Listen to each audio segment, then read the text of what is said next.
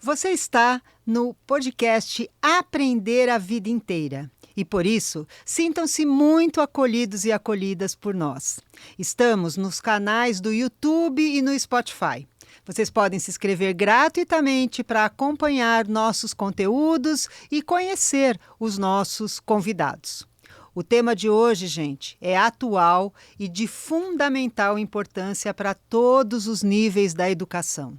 Pesquisado, utilizado em livros, discutido em secretarias da educação e universidades, importante para a ciência e se desdobra para todas as profissões, para o mundo inteiro. Você está no episódio Interdisciplinaridade. Qual o sentido?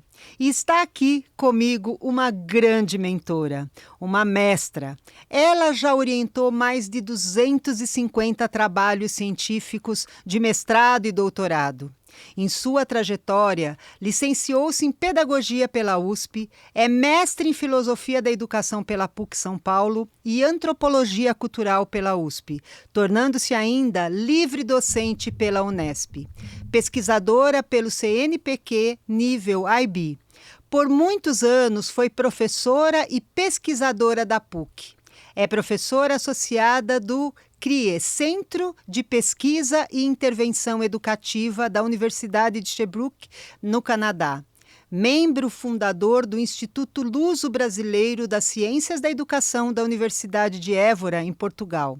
E do CIRET, da Unesco, ocupando a cadeira ainda 37 aqui da nossa Academia Paulista de Educação.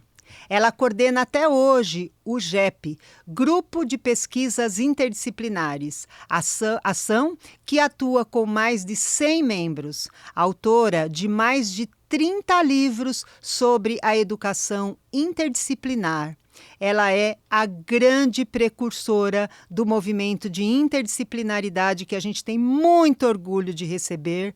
E mais, ela sempre levou o seu acolhimento e as suas reflexões, não só para a pesquisa científica, mas também para dentro das histórias de vida de cada orientando. Professora Ivani Fazenda. Oi. Seja muito bem-vinda aqui com a gente, é uma alegria, uma honra. Gente, professora Ivani Fazenda, eu tenho a honra de dizer que ela foi minha orientadora no doutorado e foi com ela que eu aprendi sobre histórias de vida, sobre a importância da gente fazer pesquisas, mas também nós nos colocarmos no centro deste processo. Professora, eu não sei nem o que te dizer, eu estou até emocionada de você estar aqui com a gente, né? Obrigada. E a gente tem falado muito sobre interdisciplinaridade. Hoje, os planos do MEC, o mundo todo está falando nessa grande rede. Mas antes da gente falar sobre isso na escola, vamos direto ao ponto, né? O que é ser interdisciplinar, professora? Silmara, minha queridíssima filha, é assim que eu a considero. Obrigada. Vi todo esse trabalho que você desenvolveu anteriormente e nesse trabalho que você está se propondo agora, falar para multidões. Eu me sinto ao seu lado. Obrigada. Com você e pronta para esse grande desafio, certo? E pensando um pouco na interdisciplinaridade, eu vou me remontar a algum fato interessante que aconteceu ontem. Eu estava aguardando minha vez no dentista e eis que eu vejo um livro que muito me interessou. Esse livro foi escrito há algum tempo atrás por John Christian Frisch e por Raquel Carnot. Então, o livro do Frisch fala sobre pássaros. E aí, o que ele diz?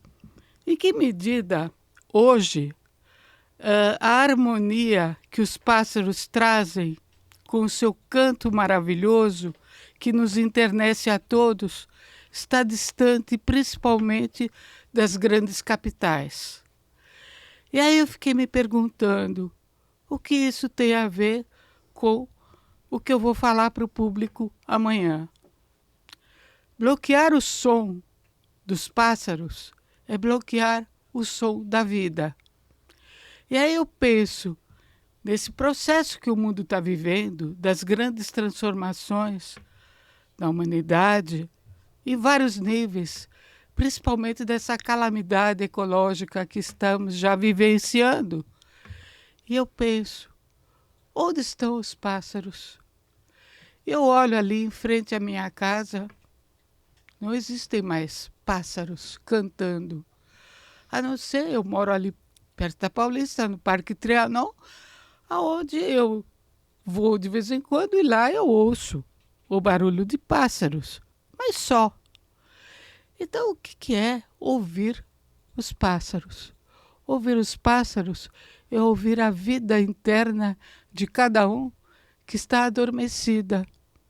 E aí eu penso, e as crianças? O que vão fazer, o que farão as crianças desse próximo milênio? O que farão as crianças sem uma nova ecologia? Penso na escola, que foi sempre o meu locus de visão do mundo, né? trabalho, de aprendizado, Pesquisa, de pesquisa, de tudo. E penso, onde está a ecologia na questão dos currículos do ensino primário, médio, superior, até a universidade? E a questão ecológica, como anda? Nós vamos ter agora um grande evento aqui no Brasil, maravilhoso, espero, tratando dessa questão ecológica, de como a gente vai romper barreiras. E o mundo, como é que está vendo isto? Como é que anda o canto dos pássaros em cada um? E o seu canto adormecido, onde está, Silmara? Onde se encontra o seu canto adormecido, o desejo de cantar, de ir além, da música? Como é que é essa história da música? É só batuque? Ou a gente tem que evocar a voz? A maravilhosa voz que nós temos e que muitas vezes ela é escondida. Por isso esse seu trabalho aqui, para mim, é um trabalho fantástico, porque eu pretendo que, a partir dele, as pessoas possam dizer, evocar a voz e ir para o mundo cantando coisas novas, coisas bonitas, coisas maravilhosas que o mundo precisa ouvir, porque o som das pessoas é que pode moldurar essa ecologia dos saberes. Exatamente, não é, professora? Porque quando você traz aí a questão da ecologia, que nós vamos ter esse evento que é a COP30 no Brasil, não é? Esse diálogo, ele é tão necessário porque nós estamos vivenciando contextos com os quais nós não temos respostas. E a resposta talvez esteja no encontro e na parceria, não é? Então, professora, quando você me diz assim, olha, eu fui ao dentista ontem e um livro me chamou a atenção, quer dizer, você está sempre dialogando, está sempre, não é um espaço só formal da educação, você está sempre dialogando com o mundo. É isso que a gente pode dizer que é ser interdisciplinar? Sim, sem dúvidas. A pessoa muitas vezes e não percebe. Então, isso aconteceu comigo. Talvez eu fosse e nunca percebi, porque eu amo sala de aula, eu amo estar com os meus alunos, eu amo discutir com os meus colegas. E eu não imaginava que isto se tornasse alguma coisa cientificamente tão importante, que o mundo está inundado de textos e de livros sobre essa questão da interdisciplinaridade. Eu sou da Academia Internacional de Educação e quando eu vejo o número de citações no mundo todo das pessoas que discutem isso, eu fico apaixonada de ver como essa questão, há 30 ou 40 anos atrás, não era sequer discutida. E professora, a gente tem muitos termos, né? É interdisciplinaridade, é pluridisciplinaridade, é multi, é trans. Por que essa questão da inter, né? Como que você vê todas essas nomenclaturas, esses conceitos? É uma evolução? Ou são pesquisas de pontos diferentes? Como que é? Olha, eu vou, ao invés de responder isto, eu vou responder um pouco sobre como eu, Ivani Fazenda, me percebi interdisciplinar. Bem, eu era muito jovem, 18, 19 anos, eu me casei e fui morar em Buenos Aires. Lá em Buenos Aires, o meu marido foi a trabalho, foi montar uma parte da Tintas Coral em Buenos Aires. Eu não tinha nada para fazer, fui para a Universidade de Buenos Aires. Lá eu encontrei uma pessoa chamada Ángel Diego Marques. Esse homem era um dos iniciadores da interdisciplinaridade no mundo. Uau! E aí, quando eu fico 6 meses em Buenos Aires e volto. Quando eu volto, eu encontro o professor Ángel Diego Marques vindo para São Paulo. E para onde ele vinha? Ele vinha para o Centro Regional de Pesquisas Educacionais de São Paulo, que era vinculado ao UEA, e esse centro funcionava hoje na atual Faculdade de Educação da USP. Não era a Faculdade de Educação, era esse centro de pesquisas. Ok, vinculado à Organização dos Estados Americanos. Sim.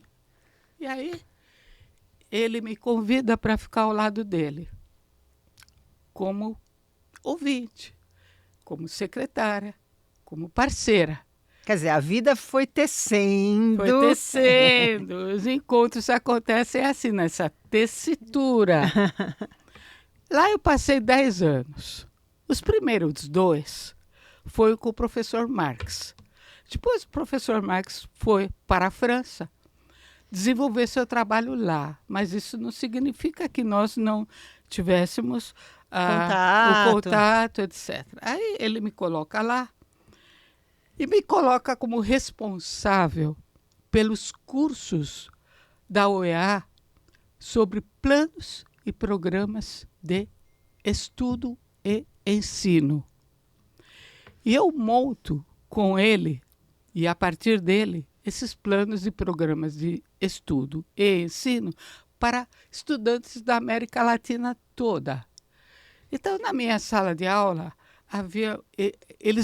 esses estudantes vinham e moravam no Centro Regional de Pesquisas Educacionais. E aí, eu, em contato com eles, fui aprendendo como é que se desenvolvia em diferentes países a questão da organização dos planos e programas de estudo. E a palavra interdisciplinaridade não aparecia nesse momento, entende? Até que, entre os indivíduos que estudavam isto na França com o professor Ángel Diego Marques, ele me apresenta Georges Gusdorff, um francês, que é o ícone da minha vida. Que escreveu aqui no Brasil um livro muito lindo chamado Agonia da Nossa Civilização. E a agonia da nossa civilização é uma agonia e que o diálogo desaparece, que o som das pessoas não é ouvido, que as pessoas não são percebidas, que as pessoas precisam ter voz e vez para se fazerem ouvidas. E quando elas têm voz e vez, é a questão do canto dos pássaros. O som delas reverbera e vai para o mundo.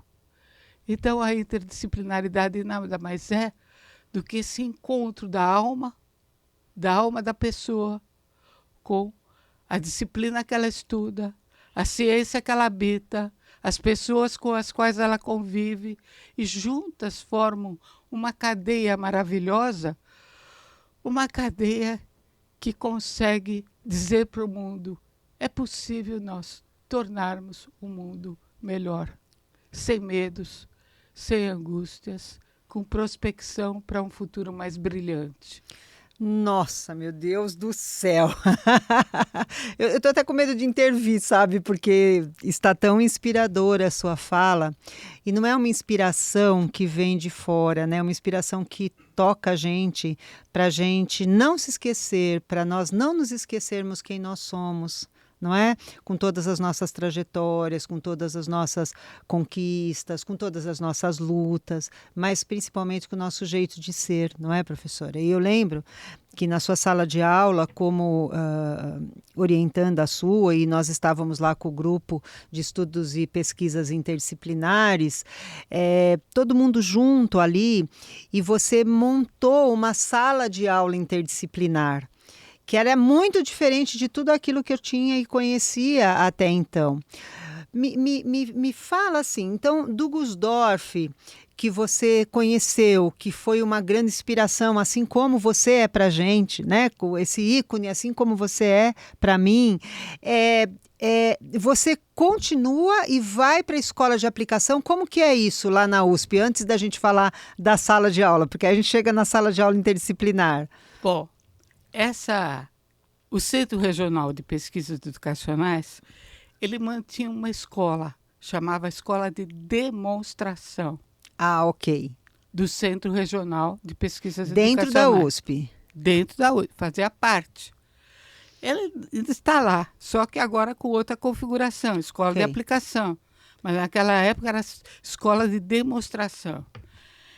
E aí, por causa dessa convivência, eu entro na escola de demonstração para conversas semanais ou diárias ou cotidianas com os professores.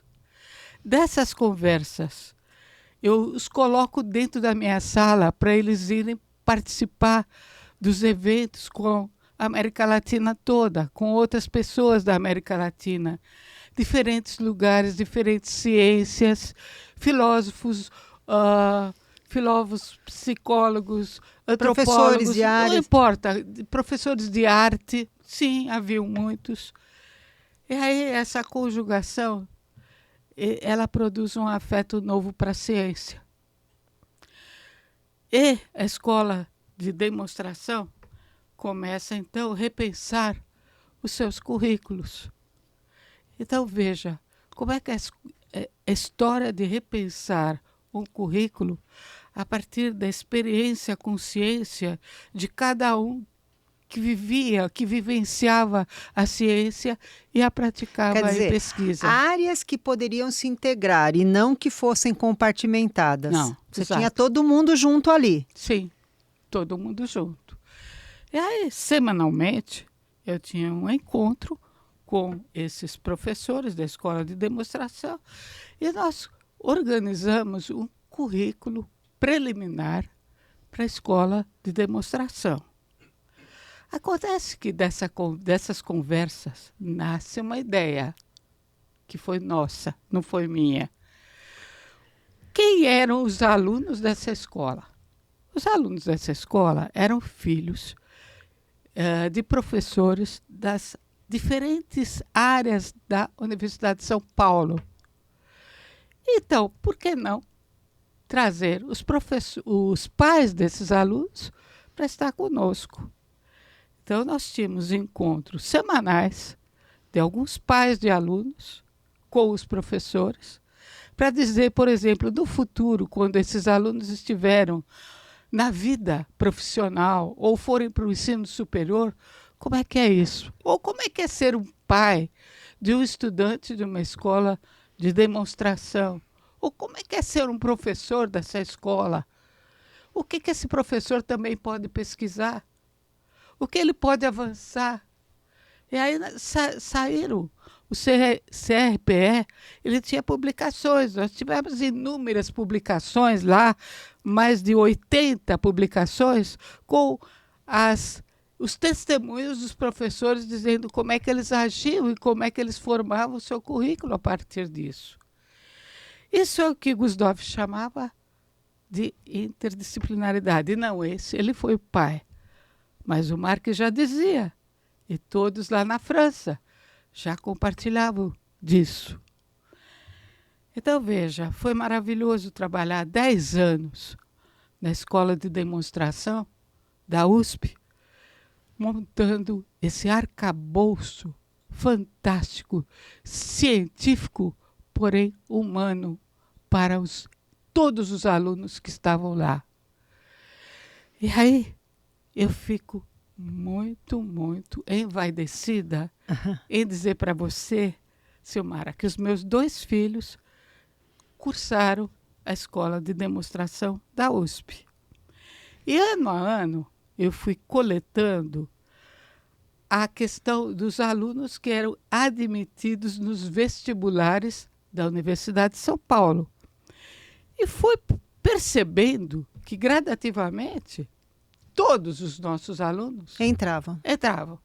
O porquê, fundamentalmente, advém do espírito de coesão, de ajuda maravilhosa que havia ali, naquela Quer dizer, a instituição. colaboração, não é? E a história de vida muito bem vista por todo mundo. Por todo mundo. Fazia também com que eles tivessem quase como um alinhamento diante dos seus sonhos, dos seus propósitos, Isso. não é? Diante de continuar a estudar, não é? E aí eu acho que fundamentalmente é isso que você está dizendo. As pessoas precisam ser valorizadas naquilo que acreditam. E aí vem uma pane na minha vida. A Faculdade de Educação da USP muda-se para lá. Fecha-se o Centro Regional de Pesquisas Educacionais, fecha e vai para lá.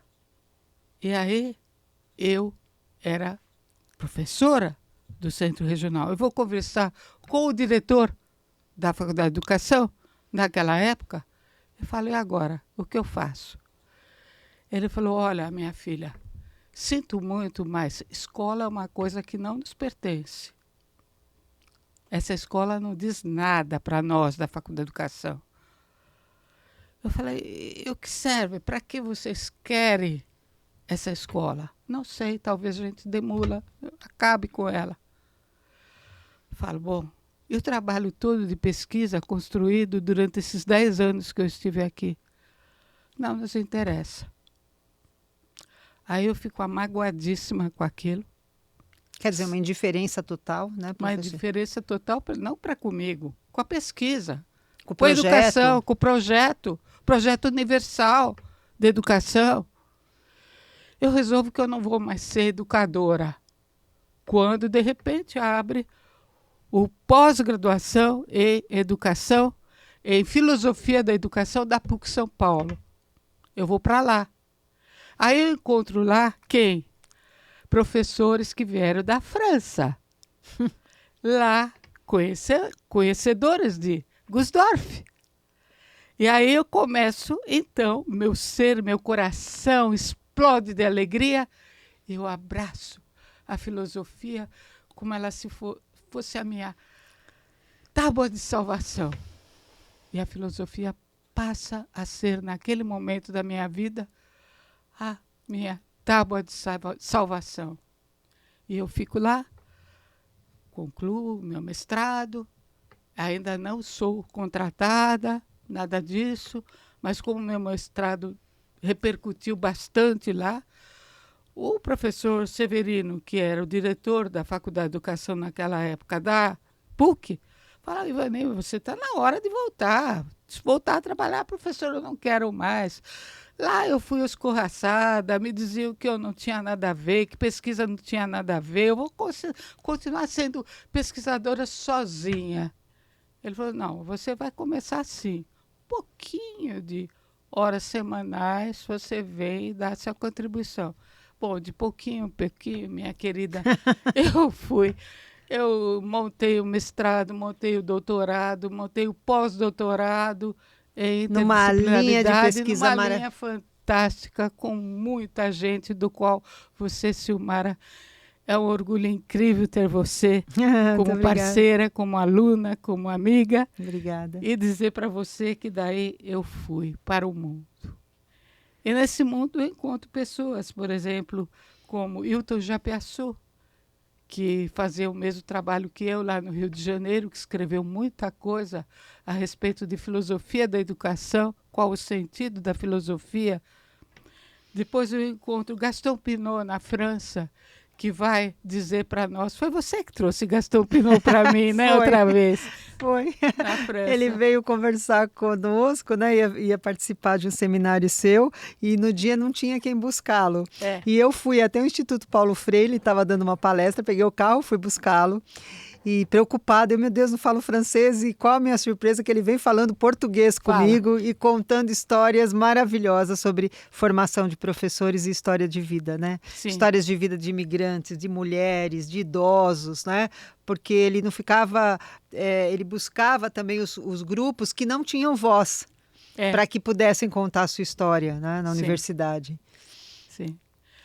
E aí Gaston Pinault continuou sendo meu dileto amigo, querido, amado do coração. Quando Gusov se foi, ele que ficou subsidiando os meus textos, as minhas escritas, enfim, tudo. Outro indivíduo incrível que eu conheci também nesse processo foi Yves Lenoir, do Canadá, que tem ainda um centro de pesquisas em interdisciplinaridade que pega não só... Você teve com o Yves Lenoir? Não tive, não o conheci, infelizmente. Ele veio aqui para o Brasil. A Faculdade de Educação, naquela época, já tinha um outro perfil, um perfil de evolução. Aliás, parênteses, atualmente, eu dou assessoria à Faculdade de Educação da USP. Olha que coisa engraçada. Porque o diretor, que é o Vinícius, querido amigo meu, me convidou muitas vezes para ir. Escrevemos livros juntos, etc. Tudo nesses 2 últimos anos. Então, eu volto àquela casa da Faculdade de Educação da USP, fazendo o trabalho que eu fazia há muitos anos atrás. Faz parte do ciclo. Faz parte do ciclo, entende? E professora, quer dizer, né, falando ainda sobre interdisciplinaridade, né, continuando, quer dizer, é sempre um ato de conhecer, uma curiosidade, mas se abrindo para o mundo. Quer dizer, olha quem você traz aqui. Você traz educadores da França, educadores do Canadá, educador do Rio de Janeiro, não é? Educadores da PUC. Então, esse diálogo vai fazendo, parece, você vai falando, vai me dando uma sensação de uma grande roda. Sim. Não é? Porque ela está muito humilde aqui, gente, mas com certeza, ao montar os cursos de mestrado e doutorado dentro da linha de pesquisa de interdisciplinaridade, ela foi realmente essa precursora aqui no Brasil pelo número de pessoas, especialmente que ela orientou e que hoje desenvolvem esse projeto, e que a gente já trouxe tanta gente aqui, como o Jorge falando de inteligência artificial, a Sueli dentro da LBV, a Thelma falando sobre o caminho da autotransformação, o Fernando falando sobre saúde e natureza, com um projeto no Einstein, inclusive. Então, a Marilice falando sobre a questão da inclusão. Todas essas pessoas que nós trouxemos aqui, é um segredo, elas foram orientandos da Ivani Fazenda. Estivemos no Pantanal, professora, um grupo grande, liderados pela Maria Lúcia, a Ana Lúcia, Ana Lúcia Gomes, lá no Pantanal, foi professora muito tempo da Universidade Federal do Mato Grosso, e nós estivemos todos juntos lá, né? Um grupo bastante significativo, de 12 pessoas, que a Mariana, a Odila, tanta gente boa que estava ali justamente para a gente pensar sobre meio ambiente, pensar sobre os povos originários. Isso. Que a Ana nos levou, não é? Que a senhora tão bem falou também nos seus livros sobre a antropologia que cursou, não é? Quer dizer, é um diálogo muito bonito com o mundo. Fala dessa parceria para a gente. Bom, a parceria é uma coisa interessante. A gente, basta um olhar. Para ser parceiro, basta um olhar, um primeiro olhar. Esse olhar aprofunda-se e vai para a alma. Ao atingir a alma, ele se expande em múltiplas direções que não se imagina quantas. Falar em Mato Grosso do Sul, um exemplo disso que eu vou dizer para você. Eu tinha 2 orientandas minhas naquela época que eram lá de Mato Grosso do Sul. E elas me convidam para ir lá conversar com os professores, etc. Eu fui. Indo para lá, eu me tornei professora da Universidade Federal de Mato Grosso do Sul. Lá eu passei 15 anos. Fazia o bate-volta, PUC, Universidade Federal de Mato Grosso do Sul. Meu Deus! E lá eu montei o mestrado e o doutorado em interdisciplinaridade na faculdade Federal na do Mato Universidade Federal de Mato Grosso do Sul. Então, veja, é uma coisa assim que nasce, às vezes, de um primeiro convite, de um primeiro olhar. Eu não imaginava que eu fosse me tornei efetiva na Universidade Federal. E fazia um pouco lá e um pouco na PUC durante mais de 15 anos. Viajando, professora? Sim, me aposentei lá. Eu lembro que a senhora me contou também uma vez que fez também Rio de Janeiro. Rio de Janeiro. Pegava o trem. Sim, eu pegava o trem azul, que era um trem azul. Eu pegava lá e eu ia encontrar Gusdorf, porque o Gusdorf foi execrado na universidade que ele trabalhou. Então ele passou 3 anos aqui no Brasil. E eu adivinho o que eu fazia. Todo final de semana eu pegava o trem azul, ia para lá para ficar com ele. E com ele, eu lia os textos dele, dava palpite nos textos de Gusdorf, e nós dois construímos muitos livros. Esses livros fazem parte até hoje de uma editora francesa que publica as obras de Gusdorf todos os anos. E eu recebo esse material da França toda para mim. Ele não morreu, ele está aí, está vivo nos livros. Imagina. Quer dizer, deixando o seu legado. Seu né? legado fantástico. E eu ia para o Rio para me encontrar com ele e com Hilton Japiaçu. E professora, quanto tempo a senhora ficou na PUC como professora ali? Mais de 30 anos, não? Por aí, 30 anos. Vai. Meu Deus do céu. E conta pra gente, eu não quero contar como que é a sala de aula interdisciplinar? Qual é a diferença da sala tradicional e da sala de aula interdisciplinar? Como era a sua aula?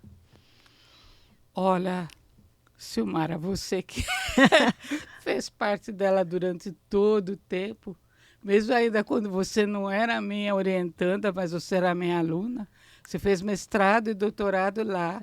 Então você sabe a diferença que existe, melhor do que eu, de uma sala de aula disciplinar para uma sala de aula interdisciplinar. Eu tentei lá na PUC colocar alguns colegas meus para participar dessa sala de aula interdisciplinar, mas não deu certo, porque aí a cabeça já estava feita numa outra configuração disciplinar e já não cabia. Agora com os alunos diferentes, né?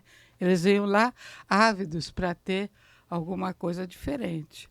Então, rodas. Nós fazemos rodas em rede. Rodas em rede significa o seguinte: um começa a falar, outro completa, e de repente a intenção da pesquisa aparece. E a intenção da pesquisa aparece, e aí a configuração de textos para leitura aparece. Textos para ler também fazemos em rede. A diferença que existe, por exemplo, é você pegar um texto de um autor bem coeso, por exemplo, alguns antropólogos que são muito coesos, e você tentar destravar o que está dentro daquele texto para aplicação. E a gente fazia isso o tempo todo na nossa sala de aula. Os textos mais difíceis que tinham, da Amped, por exemplo, publicação de alguns textos muito difíceis de ler na Amped, a gente levava para a sala de aula. A Amped é a Associação de Pós-Graduação em Educação, do qual eu fiz parte durante a minha vida toda. E levava para o grupo todo para ler. E isso era muito comum, porque às vezes a gente chegava com um tema e ao participar da roda de conversas, emergia uma outra pergunta, Sim. um outro tema, né? E eu lembro, assim, com muito carinho, que às vezes nós estávamos em aula e a professora falava: consegui uma aula no Museu da Escultura. E aí saíamos todos e a aula, porque vocês também precisam ver arte, precisam ter sensações de cultura, precisam ver o que tem aqui perto de vocês. E aí a aula era dentro do Museu Brasileiro de Escultura, isso, né? Isso. Depois ela falava: quem tem uma escola que pode nos acolher? E aí íamos todos para uma escola onde alguém trabalhava, onde eu trabalhava, onde outro colega trabalhava, e a nossa aula era lá, mas não sem antes passear pelos os espaços da escola para conhecer os trabalhos que eram desenvolvidos, né? Lembro também quando você pediu para todo mundo se inscrever num congresso da França. Foi. E nós nos inscrevemos, não é? Nesse congresso, e aí quando os trabalhos foram aceitos, lá vai a professora Ivani e todos nós, né, para a França para apresentar, fomos conhecer Reims, passeamos por Paris, e era uma alegria, não é? Uma família de educadores que se mantém até hoje, não é?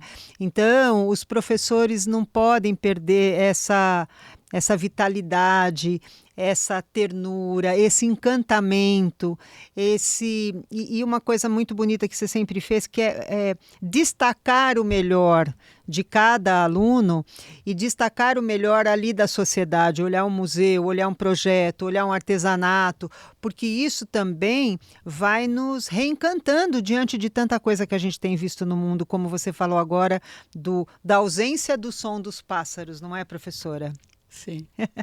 Agora, quer dizer, uma sala de aula é aquela em que você deixa o tema emergir, a partir desse tema, as perguntas vão sendo feitas e aí podem virar também temas de pesquisas individuais.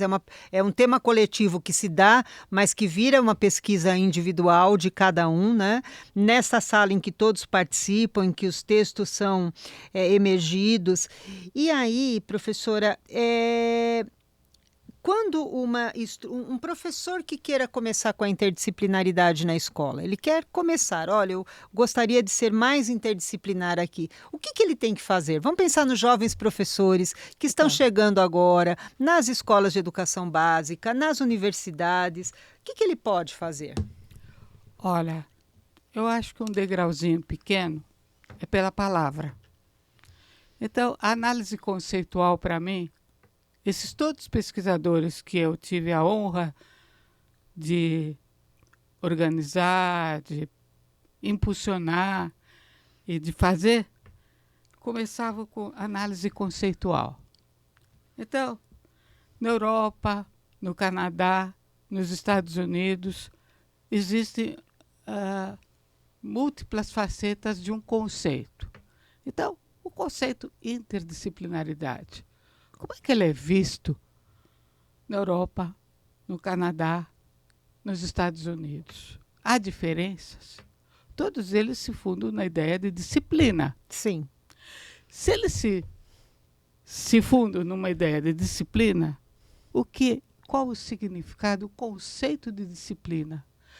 Qual a diferença que existe, por exemplo, entre o conceito de interdisciplinaridade na filosofia e qual o conceito na antropologia? Ou qual o conceito na biologia? Qual o conceito em matemática? Por exemplo, nesse momento, a Faculdade de Educação da USP, o Vinícius, que é o diretor, está centrando fogo na questão do qual o conceito em matemática. Aí ele pega um grande pesquisador nosso, que eu até esqueci de nomear, mas que foi um amigo queridíssimo na PUC, na área de matemática, o Biratã D'Ambrosio. E lá, o Biratã dedicou a vida toda sobre a decodificação do conceito de matemática, para que os professores de matemática pudessem aprender o sentido de ser da matemática, o sentido de ajudar na matemática, o sentido de ir além na matemática.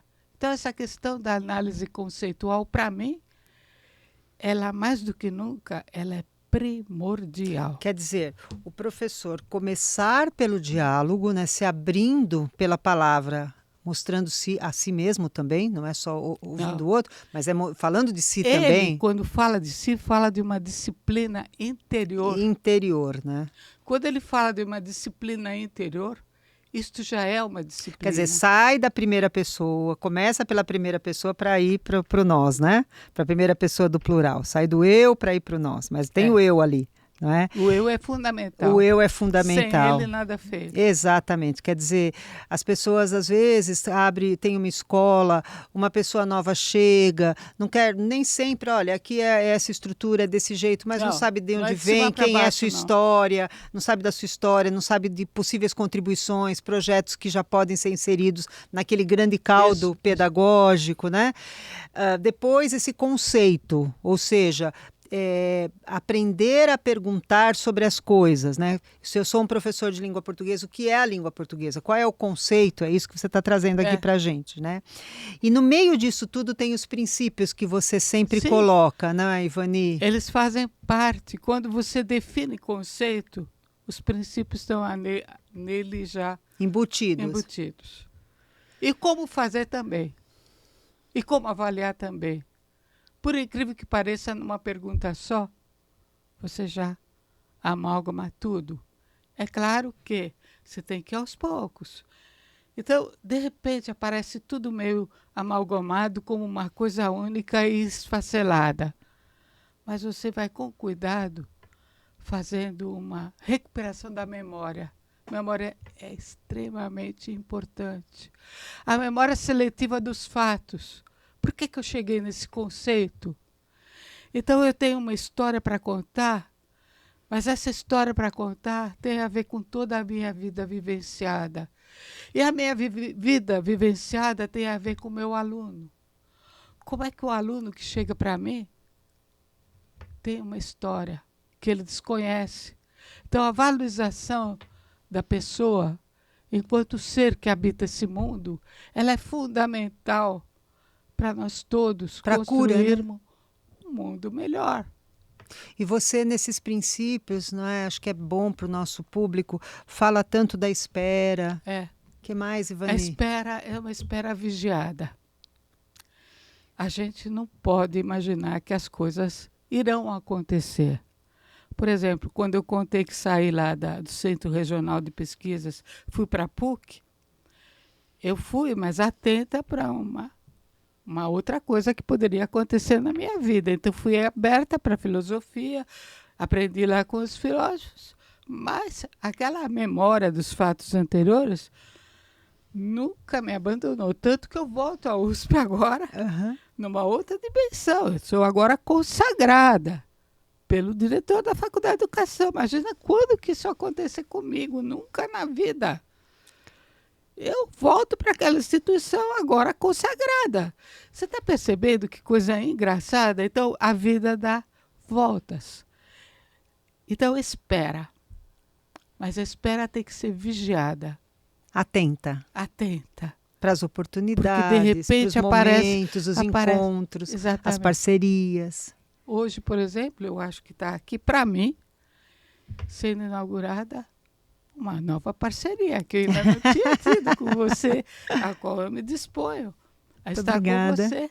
Obrigada, nesse professor. Processo incrível de letramento através do som, e da imagem. E desse mundo virtual que está tão cheio de coisas e que a gente precisa achar o nosso espaço como educadores, como pessoas que têm projetos para compartilhar, não é? Então, como possibilidades de parcerias. Então, aprender a vida inteira não quer dizer só porque você tem uma certa idade, você vai continuar aprendendo, mas é aprender a vida inteira juntos, abrindo canais de possibilidades para que pessoas possam ouvir no carro, possam aprender, possam estar no seu computador e possam ligar e ouvir alguma coisa. Então, tudo isso é forma da gente incluir histórias de vida no mundo e incluir conhecimento, que é tão importante. Conhecimento é teórico, mas também prático, como você também tão bem falou. Vamos aqui, vamos conhecer ali, vamos trocar. Fui para Mato Grosso, fiz um mestrado.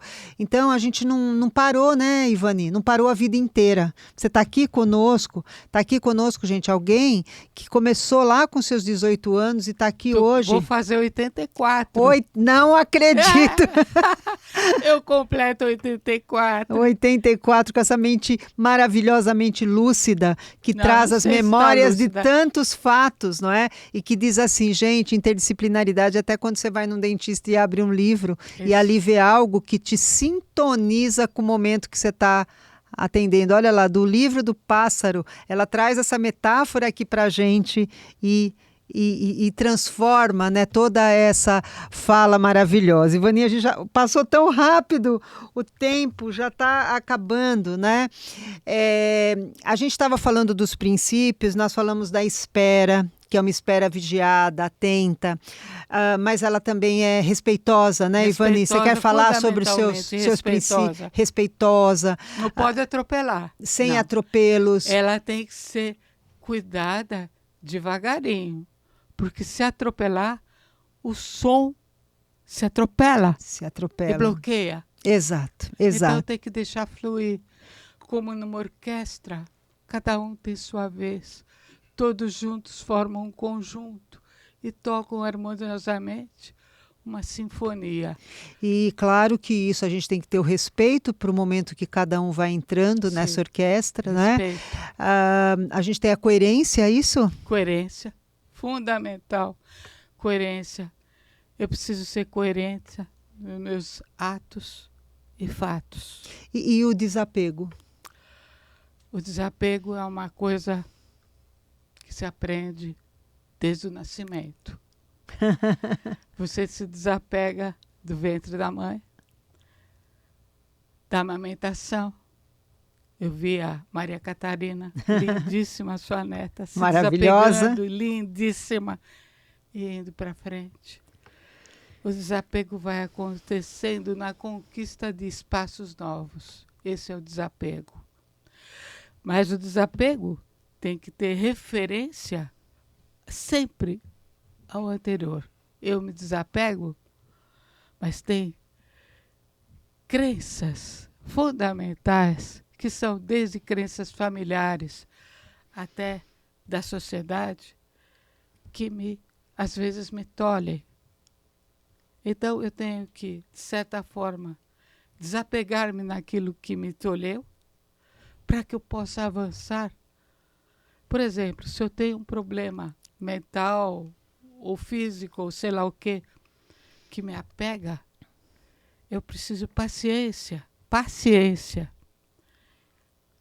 Em desapegar-me sem cortar as raízes daquilo que provocou. Então, desapegar significa não cortar.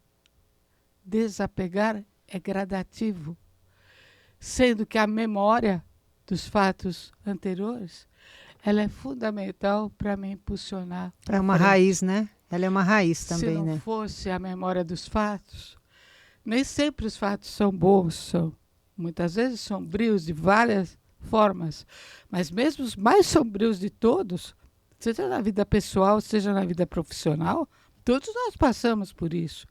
Eles fazem parte de um amadurecimento intelectual que nos impulsiona para ações nobres. Desapegar é continuar indo para frente, professora? Desapegar é dar um passo à frente, cuidando-se para que não esquecer o que houve. Porque não esquecer o que houve, veio a questão do cuidado. Eu preciso de um cuidado muito grande para não fazer, por exemplo, que aqueles que me tolheram sejam crucificados e eu os coloque numa vala comum. Não. Eles, porque, por exemplo, como eu fiz com o diretor da Faculdade de Educação naquela época, eu não o coloquei de lado. Foi um alerta para mim que eu precisava ir para frente. Eu precisava dar outros passos, mas sem esquecer como eu agi naquele momento. E como eu agi naquele momento, é que me impulsiona algo novo, algo para o mundo, algo melhor, ecologicamente maravilhoso, ecologia dos saberes, onde todos vão cantar ao som dos novos pássaros que aqui vierem. Isso aí. Olha, professora Ivani, muito, muito, muito obrigada. Nossa, eu não sei nem o que dizer aqui. Obrigada por trazer esse conceito aqui na raiz também para a gente, né? E um conceito que nunca deixou de florescer por meio do seu exemplo, da sua história de vida e da professora maravilhosa e encantadora que sempre foi, né? Eu lembro quando fui fazer a tese, escreve na primeira pessoa, e a gente toda formal lá, né? Observa-se, pesquise. Eu falei, não quero nada disso. Eu observo, eu pesquiso, eu sinto, eu vejo, eu trago, eu converso com o teórico, né? Eu tenho a experiência, não é? Eu tenho a hipótese. Então, essa possibilidade é uma possibilidade que nos insere no mundo, né? Então, muito obrigada por estar aqui. A senhora quer deixar alguma mensagem para o pessoal do GEP que te segue até hoje, tantas pessoas espalhadas pelo Brasil e pelo mundo que foram seus orientandos? O que você quer deixar aqui para a gente, professora? Bem, entre tantos que eu orientei, que foram mais de 200 pessoas que eu orientei formalmente, e os outros que estão através dos meus livros, eu tenho 40 livros publicados. Nossa! 40. Eu sou eu não consigo ficar sem escrever, eu não consigo ficar sem ler, eu não consigo ficar sem escrever. Por exemplo, para vir aqui escrever essa folhinha. Essa folhinha vai virar um texto. Com certeza. Então, veja, eu digo o seguinte, gratidão. Essa palavra é a que envolve tudo. Eu tenho uma gratidão enorme pela professora que me alfabetizou, que pegou na minha mão, que me ajudou. Gratidão enorme ao meu pai, que comprou meus primeiros livros e outros mais. Gratidão por você e por todos os meus alunos. Eu estou colocando em você, Silmara, a mensagem de gratidão eterna para o GEP, que eu espero, e estou vendo através de você e dos que aqui vieram, que não vai morrer. Talvez tenha morrido na PUC, mas já não era mais hora de estar. Por isso eu saí. Não era mais hora. Como eu saí da USP e voltei, talvez eu volte para a PUC, numa outra dimensão. Eu vou voltar semana que vem numa tese que eu vou participar da banca, numa outra dimensão. Então, veja, estar significa... É que vai transcendendo tudo, transpondo, né? Transpondo todas as barreiras. É fundamental transpor as barreiras para se chegar num momento feliz como este, que eu estou com você aqui. Agradeço imensamente o seu convite. Espero que as pessoas que estão nos ouvindo agora respeitem esse momento todo e que essa nossa fala a dois aqui possa reverberar para todos os cantos desse amado Brasil e do mundo. Muito obrigada. Gente, obrigada. Olha, professora, eu aprendi com você, né, a ideia da metáfora. E a metáfora do aprender a vida inteira, ela é um xale. Ela é um xale que acolhe as crianças, que acolhe o mundo, mas que acolhe todas aquelas pessoas que vêm aqui contribuir com o seu saber, com o seu conhecimento, para a gente inserir tudo isso nesse mundo maravilhoso que a gente tem e que tem muito para fazer e desafiador. Então, que você receba esse nosso xale com muito amor e carinho, não é? E muito obrigada por sua presença. Estamos aqui no Aprender a Vida Inteira e a gente continua aprendendo sempre. Obrigada.